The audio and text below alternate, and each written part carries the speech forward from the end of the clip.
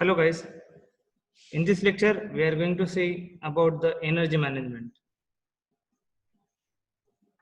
Let's start with the energy management. What includes the energy management? Management includes planning and operation of energy production and energy consumption units.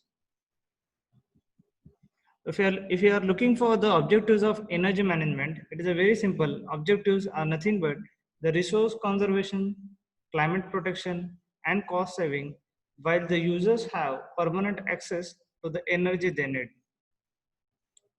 It is connected closely to environment management, production management, logistics, and other established business functions. The VDI guidelines released a definition which includes the economic dimension, which are called as energy management is a proactive, organized, and systematic coordination of the procurement. And it is also energy management is a proactive, organized with the coordination of procurement, conservation, distribution, and use of energy to meet the requirement, taking into the account the environmental and economic objectives. Now, energy efficiency. Energy efficiency is nothing but a baseline of energy assessment. One of the initial steps for the energy if energy cost control program is the baseline energy assessment, which examines the pattern of existing energy usage by the government or any sub entity of the government or private organization. This program will set the reference point for improvements in energy efficiency. The energy efficiency can improve the existing energy usage and benchmarking of every individual section such as area, sub-area, and the industry, etc. Now, let's see the energy management in operational functions. In that, first is facility management. Facility management is an important part of the energy management because huge proportions, say average 25% of complete operation costs are energy costs. According to the International Facility Management Association, the facility management is a profession that encompasses multiple disciplines to ensure functionality of the built environment by integrating people, place, processes, and technology. The central task of energy management is to reduce the cost for provision of energy in buildings and facilities without comprising work processes. Especially the availability and service life of the equipment and the ease of use should remain the same. The German Facility Management Association has published their guidelines which contain methods and ways of dealing with the integration of energy management in context of a successful facility management. In this topic, the facility management has to deal with economic, ecological, risk-based, and quality-based target. The most important key figure in this text context is kilowatt hour per square meter per year. Based on this key figure properties can be classified according to their energy consumption. In the European, in Germany, a low energy house can have a maximum energy consumption of 70 kilowatt hours per meter square. In North America, means the United States, the Energy Star program is the largest program defining low energy homes. Homes earning Energy Star certifications use at least 15% less energy than standard new homes built to the International Residential Code, although homes typically achieves 20% to 30% savings. In comparison, the passive house ultra low energy standard currently the undergoing adoption in the some other European countries. It has a maximum space heating requirements of 15 kilowatt hour per meter square. A passive house is a very well insulated and virtually airtight building. It does not require a conventional heating system. It is heated by solar gain and internal gains from people. Energy losses are also minimized in the small house or passive house also. There are also buildings that produce more energy. For example, by solar water heating or photovoltaic systems over the course of a year than it imports from the external sources. These buildings are called energy plus houses. Next is logistics. Logistics is the management of the flow of resources between the point of origin and the point of uh, destination in order to meet some requirements, for example, of customer or corporations. Especially the core logistics task, transportation of the goods can save the cost and protect the environment through efficient energy management. The relevant factors are the choice of means of transportation during duration and length of transportation and cooperation with the logistics service providers. Possible causes of actions in terms of green logistics are nothing but first is shift to eco-friendly transport carriers such as railroad or waterway. Second is route and load optimization. Third is formation of corporate networks which are connected by the logistics services. And fourth is optimizing the physical logistics processes by providing a sophisticated IT support.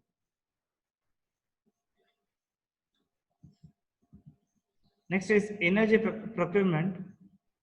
Procurement is the acquisition of goods or services. Energy prices fluctuate constantly, which can significantly affect the energy bill of organizations. Therefore, poor energy procurement decisions can be expensive. Organizations can control and reduce the energy costs by taking a proactive and efficient approach to buying the energy. Even a change of energy source can be a profitable and eco-friendly alternative. Next is production. Production is the act of uh, what you can say act of creating output, a good or uh, service which has value and contributes to utility of the individuals. This central process may differ depending on the industry. Industrial companies have facilities that require a lot of energy. Service companies, in turn, do not need many materials. Their energy related focus is mainly facility management or green IT.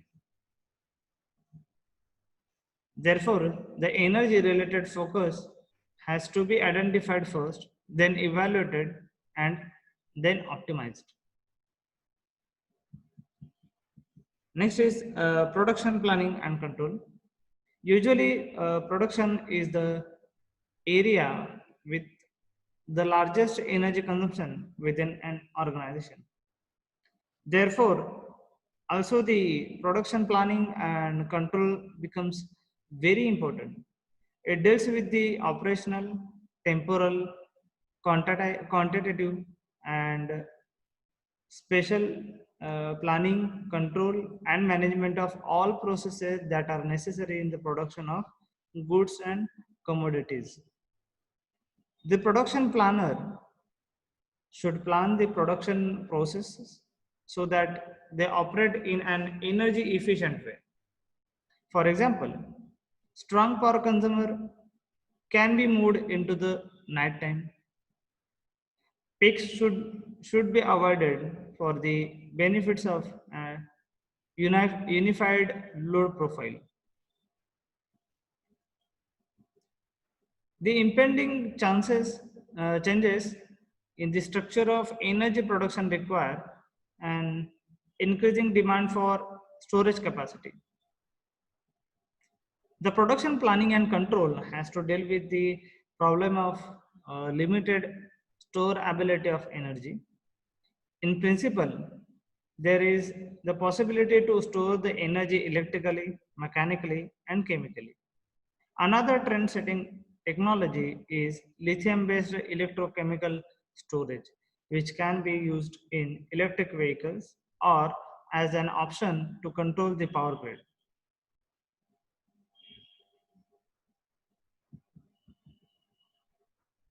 Next is maintenance. Maintenance is the combination of all technical and administrative actions, including supervision actions intended to retain an atom in or restore it to a state in which it can perform a required function.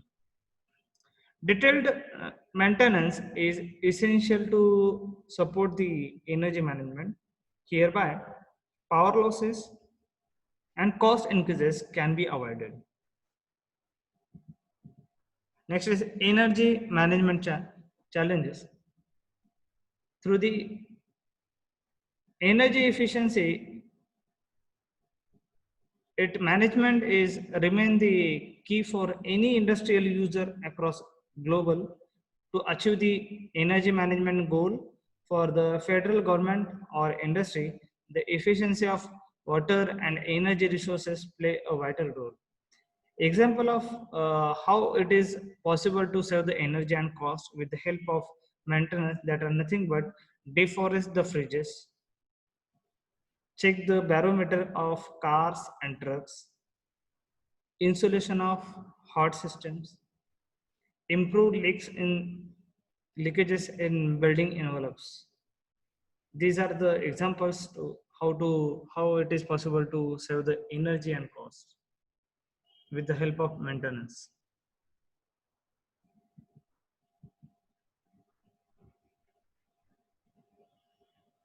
So let's see the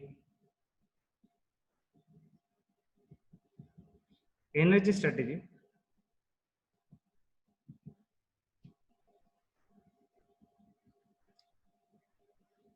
A long-term energy strategy should be part of the overall strategy of a company.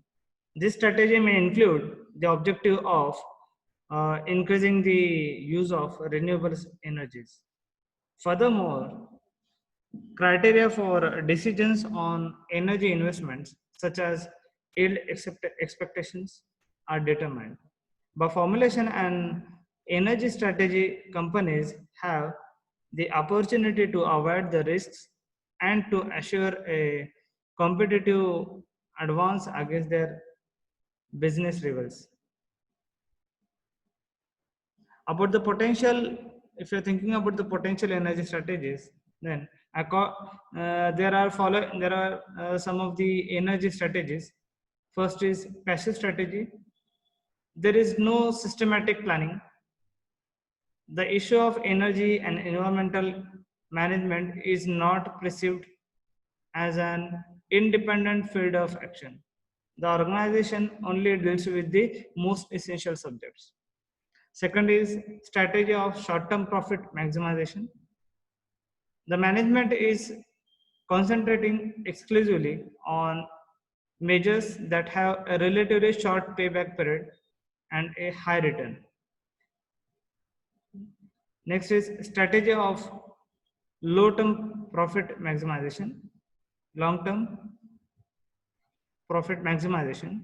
This strategy includes that have a high knowledge of energy price and technology development. The relevant measures, for example, heat exchangers or power stations, can have durations of several decades. Next is realization of all financial attractive energy measures.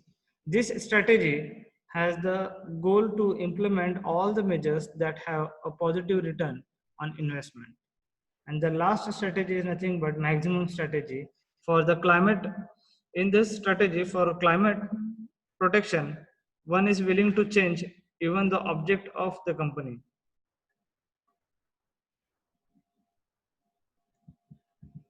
Now, the energy strategies of companies. Many companies are trying to promote its image and time protect the climate through a proactive and public energy strategy. General Motors GM strategy is based on continuous improvement. Furthermore, they have 6 principles. For example, restoring and preserving the environment, reducing waste and pollutants, educating the public about environmental conservation, collaboration for the development of environmental laws and regulations. Now, Nokia created its first climate strategy in 2006. The strategy tries to evaluate the energy consumption and greenhouse gas emissions of products and operations and sets the reduction targets accordingly. Furthermore, their environmental efforts are based on 4 key issues. First is substance management. Second, energy efficiency. Third, recycling. Fourth is promoting environmental sustainability. The strategy of Volkswagen is based on the environmental friendly products and resource efficient production according to the group strategy 2018. Almost all locations of the groups are certified to the international standards ISO 14001 for environmental management systems. These are the energy strategies of companies. Next is energy strategies of politics. Even many countries formulate energy strategies. The Swiss Federal Council decided in May 2011 to resign the nuclear energy medium dates. The nuclear power plants will be shut down at the end of life and will not be replaced.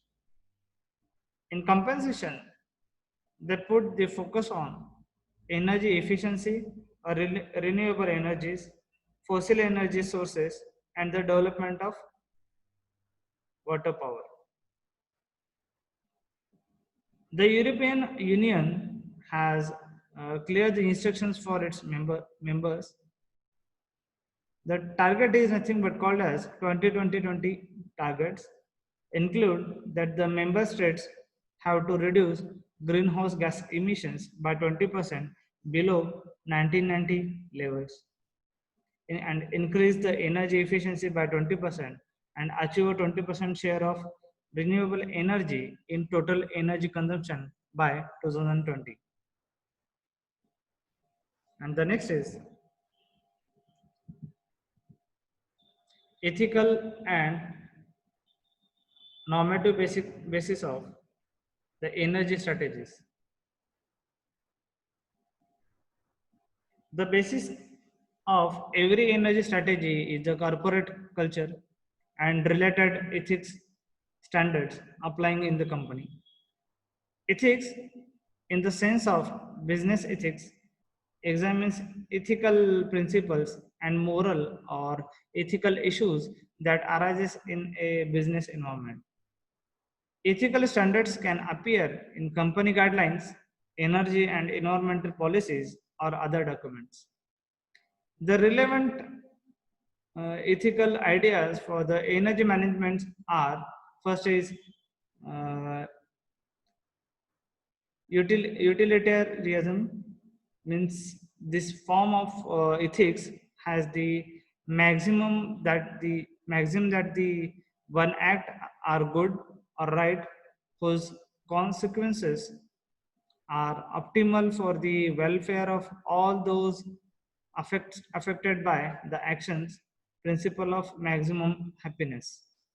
In terms of energy management, the existence of external costs should be considered. They do not directly affect those who profit from the economic activity, but non participants like future generations. This error in the market mechanisms can be solved by the internationalization of external costs. And second ethical idea is nothing but argumentation ethics. This fundamental ethical idea says that everyone who is affected by the decision must be involved in decision making. This is done in a fair dialogue. The result is the result is completely uncertain. And third is nothing but deontology, deontological ethics. The deontological ethics assigns individuals and organizations certain obligations. A general example is the golden rule. That is nothing but one should treat others as one should like others to treat oneself. Therefore, everyone should manage their duties and make an energy economic contribution. This is full about the energy management. So thank you for listening to me. Thank you very much.